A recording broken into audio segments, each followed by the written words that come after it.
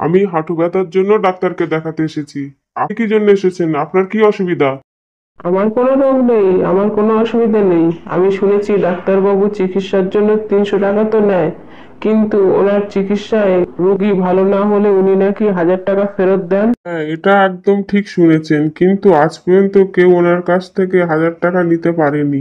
আমি ডাক্তারবাবুর কাছ থেকে 1000 টাকা নিয়েই ছাড়বো। দেখুন না কেমন ডাক্তারবাবুকে জব্দ করি। ডাক্তারবাবু আসছি। হ্যাঁ, আসুন আসুন। আপনার নাম কি? আমার নাম রামলাল। আচ্ছা, বসুন। বলুন কি অসুবিধা? ডাক্তারবাবু, আমি কোনো জিনিসে কোনো স্বাদ পাচ্ছি না, কোনো টেস্ট লাগছে না। আচ্ছা, না, 22 নম্বর মেডিসিনের শিশি বার করে 3 ফোঁটা খাইয়ে দাও। ডাক্তারবাবু, এটা তো পেট্রোল। অভিনন্দন অভিনন্দন, আপনার টেস্ট ফিরে এসেছে, জিভের স্বাদ আবার ফিরে এসেছে। এখন আমার 300 টাকা ফিসটা দিন।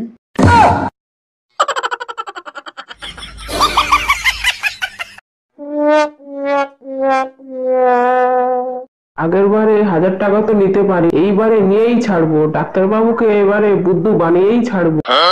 ডাক্তারবাবু আসছি, ভালো আছেন? আরে রামলাল, তুমি আবার এসেছো? এখন আবার কি হলো? ডাক্তারবাবু, আমার স্মরণ শক্তি কমে গেছে, আমি কিছু মনে রাখতে পারছি না। আচ্ছা, বসো। নার্স, 22 নম্বর মেডিসিনের শিশিটা বার করে ওনার জিভে 3 ফোঁটা দিয়ে দাও। ডাক্তারবাবু, এটা তো জিভে স্বাদ ফিরিয়ে নিয়ে আসার জন্য ওষুধ। খুব ভালো, অভিনন্দন। তোমার স্মরণশক্তি ফিরে এসেছে। দাও, আমার 300 টাকা দাও। এই ডাক্তারকে তো কিছুতেই বোকা বানানো যাচ্ছে না। প্রত্যেকবারে আমার 300 টাকা চলে যাচ্ছে। এইবারে ডাক্তার বাবুর কাছ থেকে 1000 টাকা নিয়েই ছাড়বো। একটা ভালো প্ল্যান করেছি। আরে রামলাল, আবার তুমি এসেছো? বলো, এবার কি অসুবিধা হচ্ছে? ডাক্তারবাবু, আমার চোখ খারাপ হয়ে গেছে, আমি কিছুই দেখতে পাচ্ছি না। কিন্তু এটার তো কোনো চিকিৎসা নেই আমার কাছে। দিন তাহলে 1000 টাকা ফেরত। হুম, দিচ্ছি।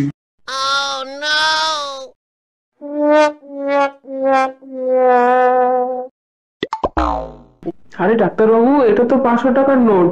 আর 500 টাকা দিন। অভিনন্দন অভিনন্দন, তোমার চোখের চিকিৎসাও আমি করে দিলাম। এই তো তুমি ভালোই ঠিকঠাক দেখতে পাচ্ছ।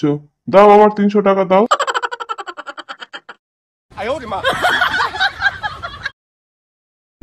এবার ডাক্তারবাবুকে বলবো যে আমার অনেকদিন ধরে পায়খানা হচ্ছে না। লুজ মোশন হলে পায়খানা বন্ধ করার জন্য তো ওষুধ দেয়, কিন্তু পায়খানা হওয়ার জন্য দেখি কি ওষুধ দেয়। আর যদি বা ওষুধ দেয় তাহলে বাড়িতে গিয়ে ফেলে দেবো। আর পরের সপ্তাহে এসে বলবো আমার এখনো পায়খানা হয়নি। আর বলবো, ডাক্তারবাবু আপনি পায়খানা হওয়ার চিকিৎসা করতেই পারেননি, আমাকে 1000 টাকা ফেরত দিন। এবারে 1000 টাকা নিয়েই ছাড়বো। যাই, ভিতরে যাই। ডাক্তারবাবু আসছি। রামলাল, আবার তুমি এসেছো? এ আর কতবার আসবে? বলো রামলাল, এবার কি অসুবিধা? ডাক্তারবাবু, আমার অনেকদিন ধরে পায়খানা হচ্ছে না। নার্স, 22 নম্বর ওষুধ রোগীর মুখে পুরো 1 শিশি ঢেলে দাও। আবার সেই পেট্রোল? ডাক্তারবাবু, আমাকে দিয়ে দিন, আমি বাড়ি গিয়ে 3 ফোঁটা করে ঠিক নিয়মিত খেয়ে নেব। না না, এটা বাড়িতে নিয়ে যাওয়ার ওষুধ নয়, এটা এখানে পুরো শিশিটা খেতে হবে। বাড়িতে খাওয়ার জন্য আমার কাছে আরো বড় শিশি আছে, সেটা নার্স প্রতিদিন তোমার বাড়িতে গিয়ে খাইয়ে আসবে। দেখবে 2 ঘন্টার মধ্যে তোমার পায়খানা হয়ে যাবে। ওষুধ বলে পেট্রোল খাওয়ালে আমার অবস্থা আর দেখতে হবে না। না না ডাক্তারবাবু, আমি আছি। আরে, ওষুধটা খেয়ে যাও, বসো। ডাক্তারবাবু, আমার পায়খানা পেয়ে গেছে, আমাকে যেতেই হবে। অভিনন্দন, এই তো তোমার পায়খানা এসে গেছে। দাও, আমার ফিস 300 টাকা দাও।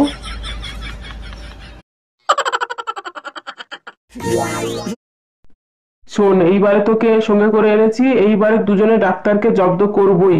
ডাক্তারের কাছ থেকে 1000 টাকা নিয়েই ছাড়বো। ডাক্তারবাবু আসছি, আছেন? আবার এসেছে? এসো এসো, বলো, এবার কি অসুবিধা? ডাক্তারবাবু, কি বললেন? আমি তো কানে কিছুই শুনতে পাচ্ছি না। হ্যাঁ ডাক্তারবাবু, ও সকাল থেকে কানে কিছুই শুনতে পাচ্ছে না। আচ্ছা, এবার কানের অসুবিধা। আচ্ছা, ঠিক আছে, বসো। নার্স, এদিকে শোনো।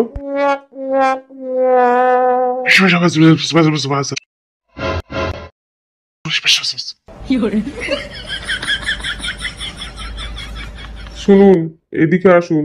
আমরা ঠিক করেছি যে এই রামলাল সবসময় এসে আমাকে ঠকানোর চেষ্টা করে, কিন্তু আজ পর্যন্ত আমাকে কোনোদিন জব্দ করতে পারেনি।